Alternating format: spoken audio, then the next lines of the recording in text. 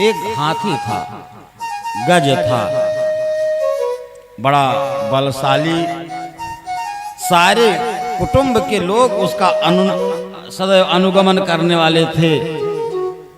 उसके विचारों से सदैव ओतप्रोत रहते थे। उसका तो कोई खंडन करता ही नहीं था। जो भी वो कह दें वही सबको करना रहता था।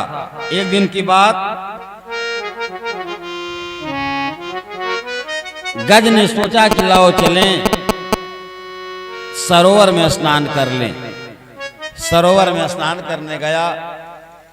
स्नान कर रहा था, उसी समय उसको लगा कि जैसे मेरे पैर में कुछ स्पर्श कर रहा है।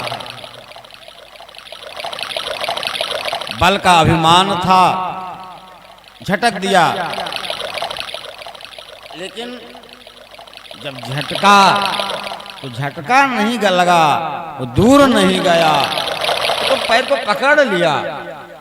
इसने जिस तरह से सोचा था उतना सरल वो नहीं था। और अपने अपने द्वार पर तो सभी बलवान होते हैं। जो जहां का होगा वहां बलवान होगा।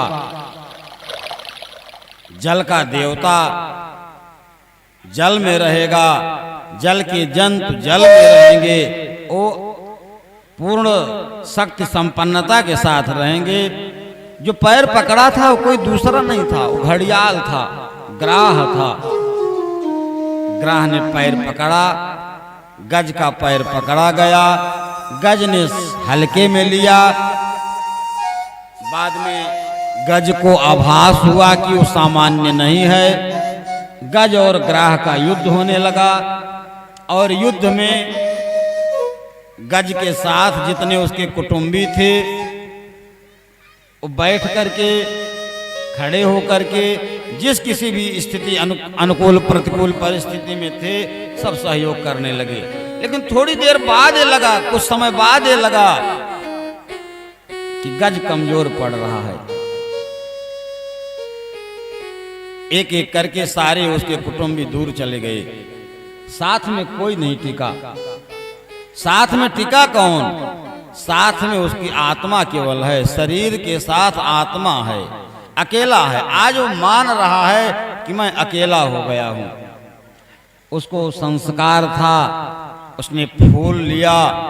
जिस कमल के फूल को उठा करके वह अपने सहयोगी हाथियों के ऊपर डालना चाहता था, पुष्प का गुच्छ अपने कुटुंब के ऊपर भेंट करना चाहता था, वह पुष्प गुच्छ आकाश में उठाया हुआ है।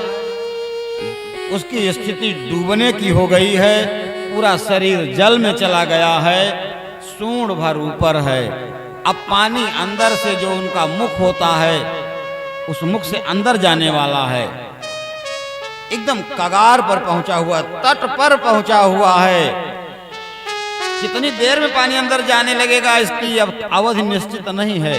इसी समय उसने सोचा कि मैंने जीवन में तो परिवार के साथ समय दिया और ये परिवार ऐसा तुच्छ कि मुझको छोड़ करके सब लोग चले गए, अब मैं क्या करूं।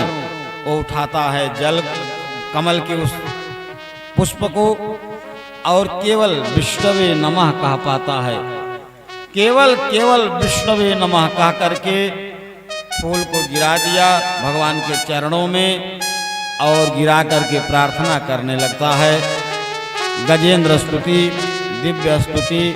आज भी गजेंद्र स्तुति ऐसी स्तुति है जब व्यक्ति संकट में पड़ जाए, विपत्ति में पड़ जाए, कोई सहारा ना दिखे, तब वो गजेंद्र स्तुति का सहारा लेता है और भगवान नारायण आकर के उसके सारे संकटों को उसी तरह दूर करते हैं जैसे ग्राह के पकड़े जाने पर गज पीड़ित होकर के भगवान को बुलाया और भगवान ने गज को सुरक्षित किया।